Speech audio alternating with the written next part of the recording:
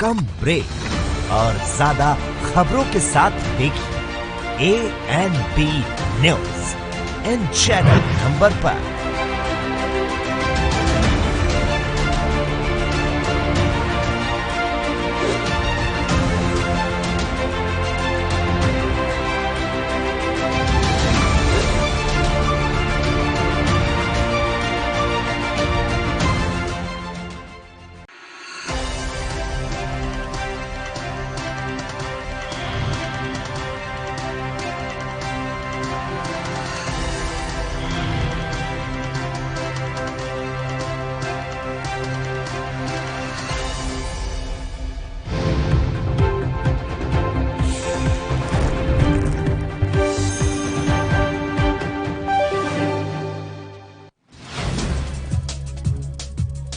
मध्य प्रदेश में 1 जून से कर्फ्यू में होगी ढील। मुख्यमंत्री शिवराज सिंह चौहान बोले, कोरोना पर नियंत्रण पाने में रहे सफल, 7 जिलों में जारी रहेगा लॉकडाउन।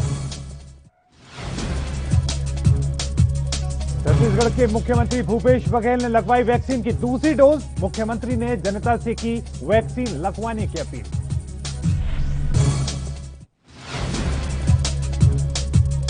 मध्य प्रदेश के बुरहानपुर में 110 किलोमीटर प्रति घंटे की स्पीड से गुजरी ट्रेन। स्टेशन की 14 साल पुरानी बिल्डिंग गिरी, किसी के हताहत होने की खबर नहीं।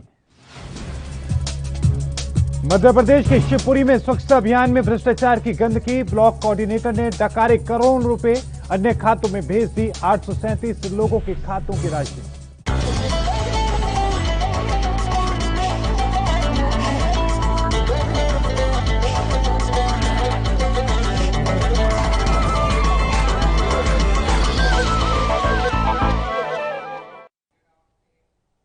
नमस्कार, ये एनबी न्यूज देख रहे हैं आप। मैं हूं मोहित चौधरी और आप सभी का स्वागत है सरनी मध्य प्रदेश छत्तीसगढ़ में। रुक करते हैं खबरों का।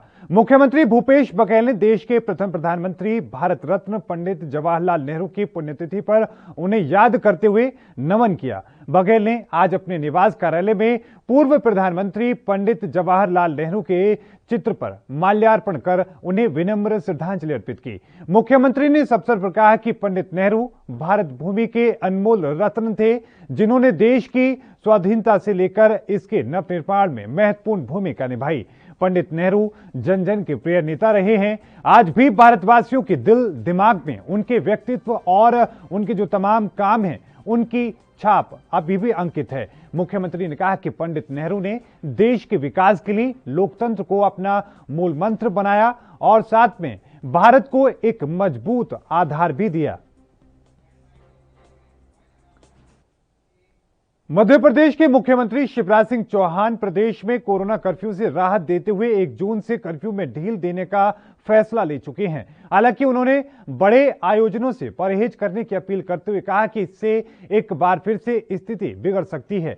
बुधवार को जनता को संबोधित करते हुए मुख्यमंत्री शिवराज सिंह चौहान ने कहा कि लोगों ने कई परेशानियां उठाई हैं, कई लोगों की जान चली गई।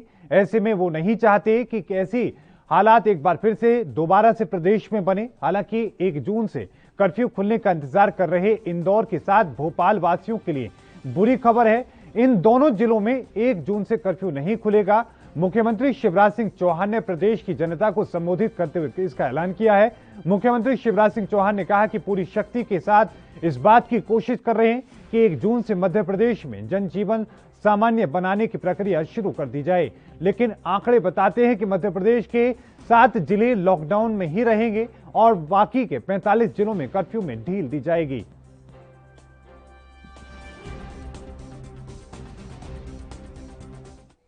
मध्य प्रदेश में कोरोना संक्रमण अब काबू में आ चुका है। मई के महीने में नए केस में हर दिन कमी देखी जा रही है। ऐसे में 1 जून से प्रदेश में कर्फ्यू में ढील शुरू हो जाएगी। बुधवार को 1977 नए केस मिले। इससे पहले 24 मार्च को 1885 संक्रमित मरीज मिले थे। एक्टिव केस का आंकड़ा 45 दिन बाद 40,000 से नीचे आ चुका है। प्रदेश में 10 मई को मरीजों की संख्या 1,11,000 से ज्यादा पहुंच गई थी, लेकिन इसके बाद से हर दिन एक्टिव केस कम होते जा रहे हैं। संक्रमण दर भी घटकर 3 के नीचे आ चुकी है। WHO के मुताबिक आपको यह भी बता दें कि चलिए कि उनके निर्देश के मुताबिक ये 3 ही होना चाहिए था, यानी कि मध्य प्रदेश में अब कोरोना संक्रमण नियंत्रण में आ चुका है। प्रदेश में इंदौर, भोपाल ऐसे जिले हैं जहां पर 100 से ज्यादा नए संक्रमित मिले हैं। इंदौर में 577, भोपाल में 409 नए संक्रमित मरीज मिले हैं, जबकि जबलपुर में 99, सागर में 96 और ग्वालियर में 91 नए केस दर्ज किए गए हैं। तो वहीं आपको यह भी बताते चलें कि प्रशासन भी लॉकडाउन का सख्ती से पालन कराने के लिए कदम उठा रहा है। लोग भी घर से कम ही निकल रहे हैं।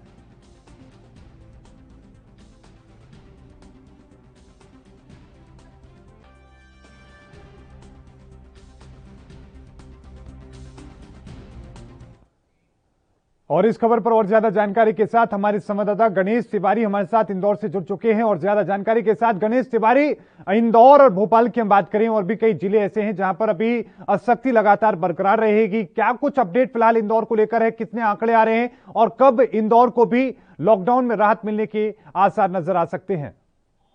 देखिए, सबसे पहले तो लगातार जो है जिस कदर मध्य प्रदेश की बात करें तो कोरोना के आंकड़े काफी ज्यादा लगातार सामने आ रहे थे, लेकिन अगर अब मई माह की बात करें तो अब वर्तमान में जरूर मध्य प्रदेश में आंकड़े जो है कोरोना के बेहद कम आ रहे हैं और जो मौत दरें हैं वो भी कम आ रही है। अगर आंकड़ों की बात करें तो 2000 से 3000 आंकड़े जो है पूरे मध्य प्रदेश में कोरोना के सामने आ रहे हैं। वहीं अगर मृत्यु की बात करें तो अब जो है 75-80 लोगों की ही पूरे मध्य प्रदेश में मृत्यु भी हो रही है।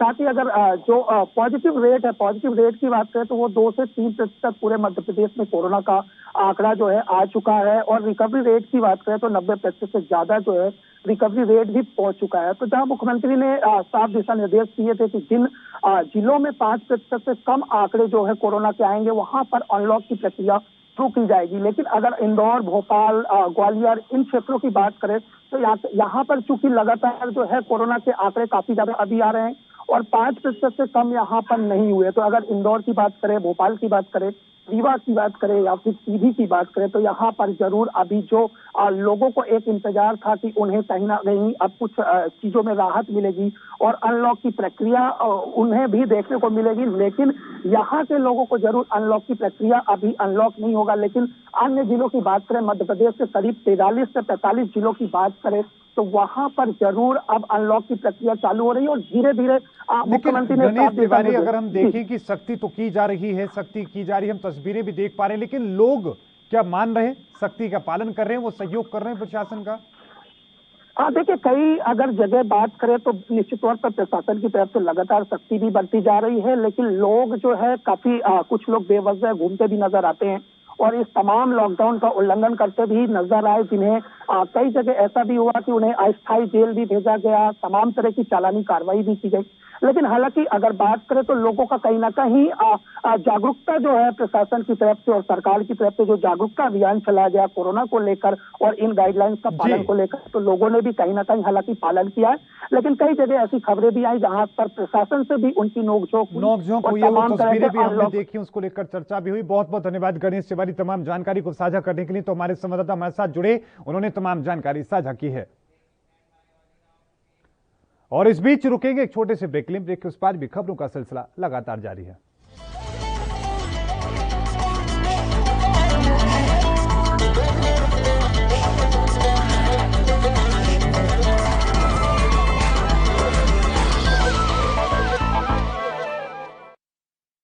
क्या आप दुबले पतले कमजोर हैं, आपकी सेहत नहीं बनती, भूख कम लगती है, वजन नहीं बढ़ता?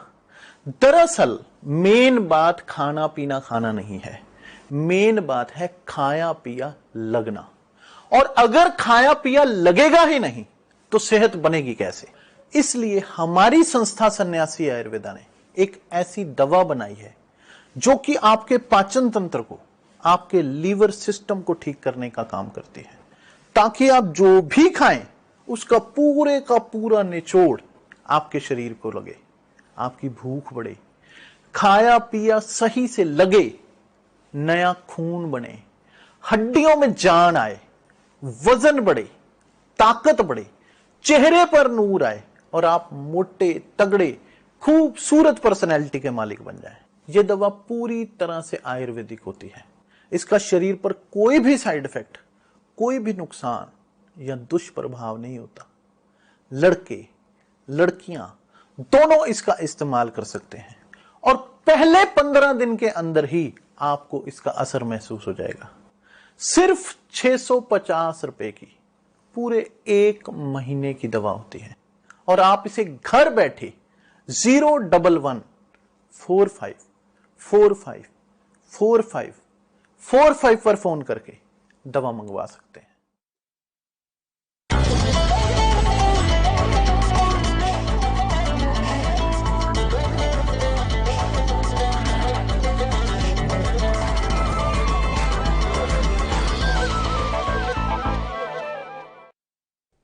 ब्रेक के बाद एक बार फिर से आप सभी का स्वागत है। रुक करते हैं बाकी खबरों का। छत्तीसगढ़ के मुख्यमंत्री भूपेश बघेल ने पंडित जवाहरलाल नेहरू स्मृति चिकित्सा महाविद्यालय पहुंचकर कोविड-19 से बचाव के टीकों की दूसरी खुराक ली।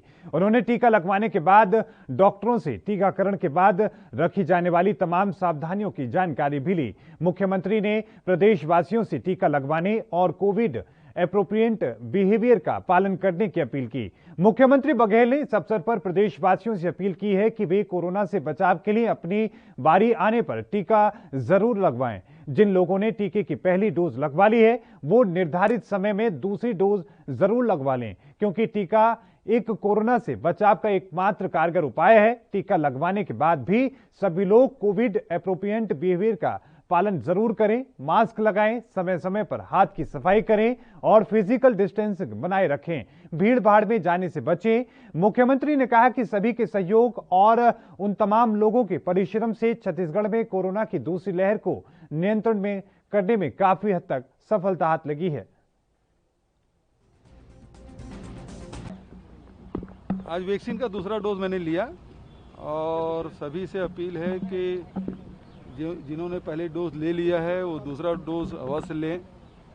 उनके लिए वैक्सीन की कोई कमी नहीं है। लेकिन जो 18 से 44 साल के नौजवान हैं उनके लिए भारत सरकार वैक्सीन उपलब्ध नहीं करा पा रही है और जितना डोज आ रहा है उतना हम लोग लगा भी रहे हैं। वैक्सीन ही कोरोना से लड़ने का एकमात्र उपाय है। दूसरा उपाय है कि डिस्टेंसिंग का पालन करें, सैनिटाइज़र का उपयोग करें, साबुन से हाथ धोएं और मास्क लगा कर रखें। ये 2 चीज़ें हैं जिससे हम लोग कोरोना से लड़ पाएंगे। छत्तीसगढ़ में कोरोना की स्थिति बहुत सब लोगों ने बहुत मेहनत की, चाहे प्रशासन के लोग हों, चाहे समाज के लोग हों, चाहे विभिन्न संगठन के लोग हों, मीडिया के लोग हों, सब लोगों ने खूब मेहनत की और इस कारण से अब कोरोना हमारे छत्तीसगढ़ में 5% से कम हो चुका है। लेकिन इसका अर्थ ये नहीं है कि हम निश्चिंत हो जाएं, बल्कि जब मार्केट ओपन हो गया है, सब जनजीवन सामान्य करने की कोशिश कर रहे हैं, तो ऐसी स्थिति में कोरोना जो प्रोटोकॉल है उसका पालन करना बहुत ज़रूरी है। हम सैनिटाइज़र का बार बार प्रयोग करें, मास्क लगा कर रखें, नहीं है उसे लगाने के लिए प्रेरित करें, ये बहुत ज़रूरी है। और समय समय में टेस्ट कराते रहना ज़रूरी है, क्योंकि हमने बहुतों को खोया है। ऐसा कोई व्यक्ति नहीं हो जिसके परिचित या रिश्तेदार या सगे संबंधी पीड़ित ना हो या ना खोया हो। तो बहुत नुकसान उठाए हैं अब, और हम लोग नुकसान नहीं उठाना। केंद्र सरकार राजनीति कर रही है और इस प्रकार से भ्रामक खबरें नहीं देनी चाहिए। सारे रिपोर्ट हमारे जा रहे हैं। जो कोविन ऐप में जो रजिस्ट्रेशन नहीं करा रहे हैं उसको बोलते हैं कि वैक्सीन खराब हो गया है, जबकि भारत सरकार के गाइडलाइन से कम वैक्सीन हमारे यहाँ खराब हुआ है, जिसमें 45 से ऊपर वाले में 0.6% है और 18 से 44 में शायद 0.8%। तो ये भारत सरकार 1.6% खराब होने के जो तक के वो जो गाइडलाइन है उससे हमारा आधे से भी कम है। तो इस प्रकार से हम लगातार रिपोर्टिंग कर रहे हैं और जो सीजी टीका के जो ऐप बनाए हैं उसको वो नहीं मार रहे हैं, इस कारण से वो आंकड़े ज़्यादा बता रहे हैं। तो इस प्रकार से भ्रामक जानकारी पूरे देश को नहीं करना चाहिए। छत्तीसगढ़ बहुत अच्छा काम कर रहे हैं छत्तीसगढ़ में चाहे फ्रंटलाइन वर्कर हो, चाहे हेल्थ वर्कर हो, चाहे 45 साल से ऊपर के हो, सब में आप देखेंगे 100%। तो वहीं बुरहानपुर जिले के नेपान नगर से असीरगढ़ के बीच बुधवार को बड़ा हादसा टल गया। यहां जंगल में स्थित Chandni railway station building Pushkar express की तेज रफ्तार से गुजरने के दौरान कंपन से भरभरा कर गिर गई। गनीमत रही कि इसमें कोई हताहत नहीं हुआ। बताया जा रहा है कि हादसे के वक्त ट्रेन की स्पीड करीब 110 किलोमीटर प्रति घंटे की थी और वो हर दिन लगभग इसी रफ्तार से गुजरती है। देश में संभवतः ये ऐसी पहली घटना है जिसमें रेलवे स्टेशन की बिल्डिंग ट्रेन गुजरने से गिर गई हो। आपको बता दें कि बिल्डिंग केवल 14 साल पुरानी है। जानकारों के अनुसार दोपहर करीब 4 बजे यह हादसा हुआ। कंपन इतना तेज था कि स्टेशन सुपरिटेंडेंट के कमरे की खिड़कियों के कांच फूट गए, बोर्ड नीचे गिर गए, मलबा प्लेटफॉर्म में बिखर गया। मौके पर तैनात एएसएम प्रदीप कुमार पवार ट्रेन को हरी झंडी दिखाने बाहर निकले, लेकिन बिल्डिंग गिरती देख फौरन वहां से दूर हो गए। वहीं सूचना मिलते ही भूसावल से ADRM Manoj Sinha, Khandwa ADN Ajay Singh, senior DN Rajesh Chikle पहुंचे। उन्होंने घटना की जानकारी ली।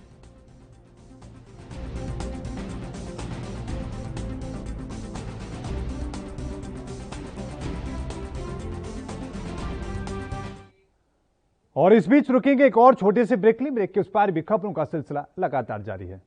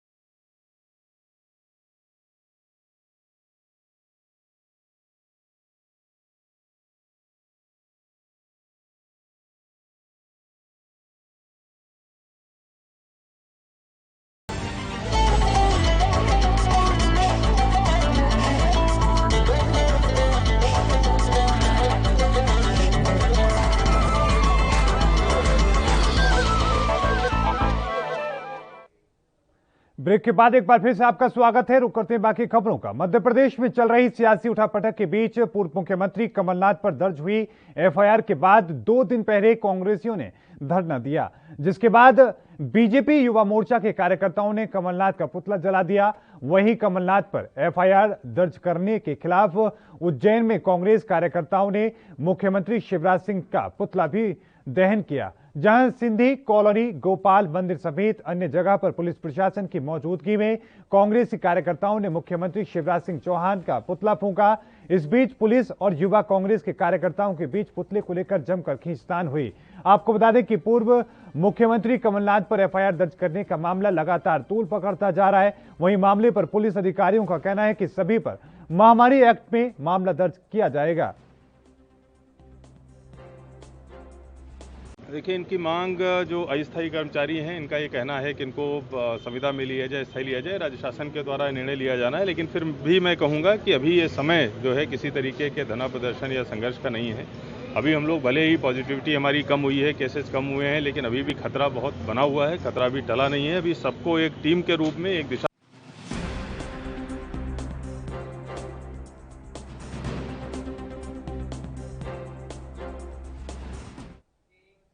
तो वहीं छत्तीसगढ़ के नारायणपुर में भारतीय सुरक्षा बलों को निशाना बनाए जाने की बड़ी साजिश नाकाम कर दी गई है। बुधवार को भारत तिब्बत सीमा पुलिस के कडेनार्ग ने चिखपाल गांव के पास 2 प्रेशर कुकर आईईडी बम बरामद किए हैं, जिन्हें जमीन के अंदर छिपाया गया था। हालांकि इन बमों के विस्फोट होने से पहले ही आईटीबीपी ने आईईडी से लैस प्रेशर कुकर विस्फोटकों को निष्क्रिय कर दिया। इलाके में सुरक्षा बलों ने सर्च ऑपरेशन शुरू किया। आशंका जाहिर की जा रही है कि ये काम नक्सलियों का हो सकता है। आपको बता दें कि छत्तीसगढ़ के कई इलाकों में नक्सलियों का आतंक बढ़ता जा रहा है। भारतीय सेना के जवानों को निशाना बनाने और नुकसान पहुंचाने के लिए आए दिन ऐसे नापाक इरादों को अंजाम देने की कोशिश की जाती रही है। इससे पहले 17 मई को छत्तीसगढ़ के सुकमा जिले में नक्सलियों ने फोर्स के ज्वाइंट कैंप पर फायरिंग शुरू कर दी थी। इस दौरान जवानों ने भी जवाबी कार्रवाई की और उसके बाद दोनों तरफ से हुई इस भीषण मुठभेड़ में 3 ग्रामीणों की मौत हो गई थी।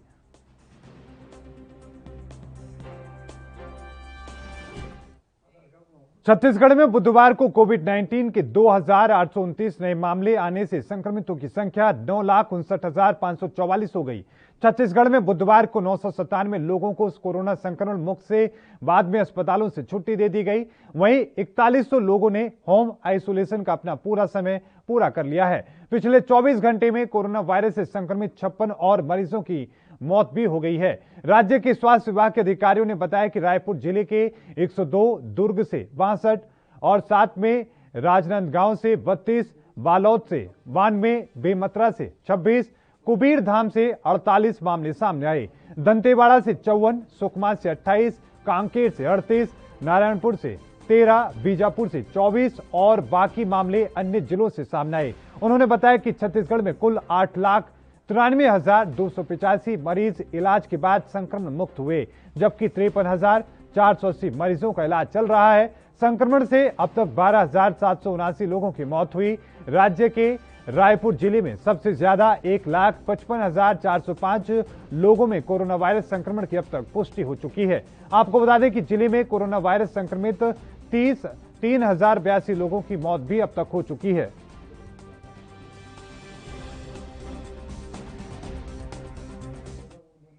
छत्तीसगढ़ सरकार की ओर से दावा किया गया है कि प्रदेश के 9,462 गांव कोरोना मुक्त हो चुके हैं। इन गांवों में अब कोरोना का एक भी एक्टिव केस नहीं बचा, यानी कि 20,092 गांव वाले राज्य में 47% गांव कोरोना मुक्त हो चुके हैं। दरअसल पिछले सप्ताह प्रधानमंत्री ने देश भर के चुनिंदा जिला कलेक्टरों से कोरोना प्रबंधन पर चर्चा की थी। उस दिन प्रधानमंत्री नरेंद्र मोदी ने जांजगीर चांपा कलेक्टर यशवंत कुमार से पूछा था कि उनके जिले में कितने गांव हैं और कितने गांव कोरोना से मुक्त हैं। कलेक्टर इसका जवाब नहीं दे पाए थे। अब राज्य सरकार उस सवाल का जवाब निकाल कर लाई है। राज्य सरकार की ओर से बताया गया कि जांजगीर चांपा जिले में 887 गांव हैं, जिसमें से 150 गांव कोरोना से मुक्त हो चुके हैं। रायपुर के 478 में से 261 गांव कोरोना संक्रमण से मुक्त हो चुके हैं। सबसे बेहतर तस्वीर दुर्ग जिले से सामने आ रही है। कभी सबसे बुरी तरह प्रभावित इस जिले में के 385 में से 377 गांव अब पूरी तरीके से कोरोना से मुक्त हो चुके हैं। सरकार का दावा है कि ऐसा कोरोना प्रबंधन की कुशल नीतियों की वजह से संभव हो पाया है।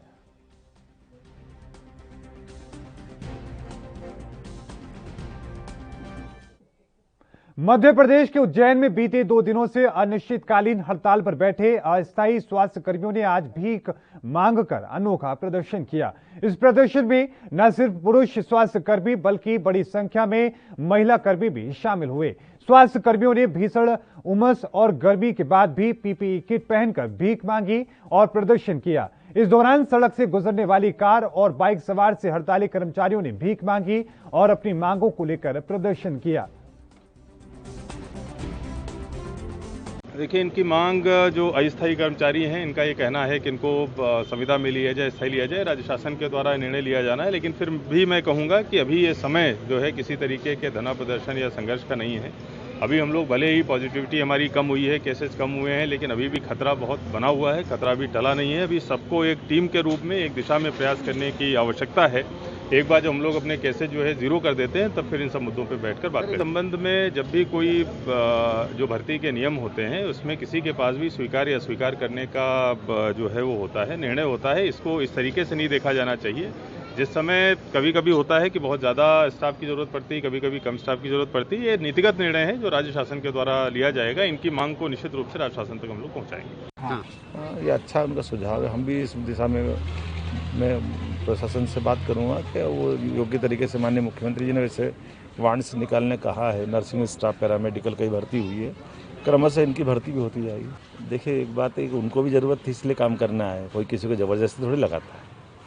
तो ये बात सही है कि टेम्परेरी से परमानेंट होना चाहते हैं, वो अच्छी बात है। लेकिन सरकार और पैरामेडिकल स्टाफ या ट्रेनिंग स्टाफ, जिसको नर्स की और अन्य को ट्रेनिंग होगी, उनको अपने काम का हुनर आता है, इसलिए समाज में उनकी आवश्यकता पड़ती है। सरकार क्या मध्य प्रदेश के शिवपुरी में पिछोर जनपद पंचायत कार्यालय में शौचालय निर्माण में 1,44,00,000 रुपए का घोटाले का मामला सामने आया है। वहीं पंचायत विभाग ने पिछोर थाना में इसके लिए एफआईआर भी दर्ज कराई है। दरअसल पिछोर में पदस्थ स्वच्छ भारत मिशन के ब्लॉक कोऑर्डिनेटर ने 1,048 शौचालयों के लिए जारी हुई 1,44,76,000 रुपए की राशि में से 1,44,000 रुपए की राशि हितग्राहियों को न देते हुए अन्य माध्यमों को ट्रांसफर कर दिया, जिसका विभागीय जांच चल रही है। जांच पूरी होने पर एफआईआर दर्ज करा ली गई है।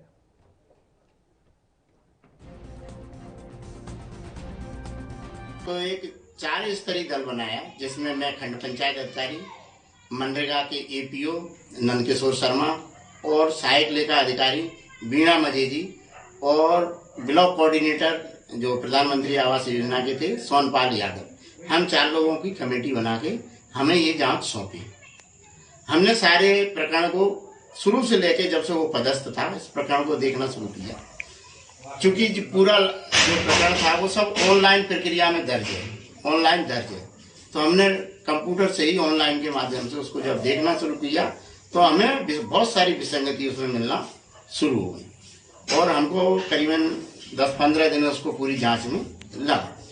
हमने अपना जांच प्रतिवेदन बनाया तो उसमें निष्कर्ष निकला कि करीबन 1040 शौचालयों का भुगतान उन्होंने कराया, जिसमें 1,24,76,000 का भुगतान हुआ था और उसमें से 837 ग्राम पंचायतों 837 हितग्राहियों को ऐसा भुगतान हुआ जो उनके खाते में न जाते हुए अन्य किसी के खाते में।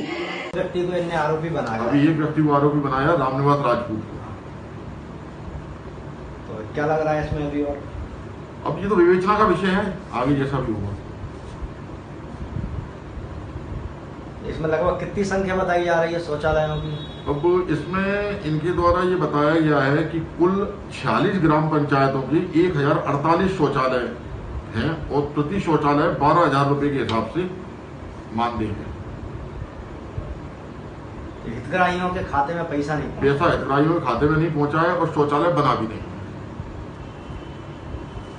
तो इसमें ऐसा कुछ है कि मतलब किस पंचायत के ज्यादा हितग्राही हैं? नहीं, ऐसा कुछ नहीं। अब ये भी विवेचना में आएगा, काफी डिटेल। कोरोना महामारी ने दुनिया भर की अर्थव्यवस्थाओं को झुका कर रख दिया है। लॉकडाउन और तमाम अन्य परेशानियों का सामना मध्य प्रदेश और छत्तीसगढ़ को भी झेलना पड़ा। अब centre for monitoring Indian economy ने देश में बेरोजगारी दरों का आंकड़ा पेश किया है। छत्तीसगढ़ और मध्य प्रदेश दोनों ही राज्यों की बेरोजगारी दर देश के अन्य राज्यों के मुकाबले काफी कम देखी जा रही है। Centre for monitoring Indian economy ने 24 मई 2021 को ताजा आंकड़े पेश किए। इन आंकड़ों के अनुसार 2020 के दौरान छत्तीसगढ़ में बेरोजगारी दर 3.5% थी, जो अब घटकर 3% रह चुकी है, जबकि देश में बेरोजगारी दर 10.8% है। उसके मुकाबले राज्य की स्थिति काफी बेहतर है। छत्तीसगढ़ ने तो अपनी स्थिति मजबूत की ही है। आंकड़ों को देखते हुए लगता है कि मध्य प्रदेश में भी इस क्षेत्र में काफी काम किया गया है। राज्य में बेरोजगारी दर 1.4% है, जो राज्य को देश में दूसरा स्थान दिलाता है। बेरोजगारी दर में मध्य प्रदेश छत्तीसगढ़ से आगे है। और इस बुलेटिन में अभी के लिए इतना ही। लगातार खबरों के लिए देखते रहिए एनबी न्यूज। मुझे दीजिए इजाजत। धन्यवाद।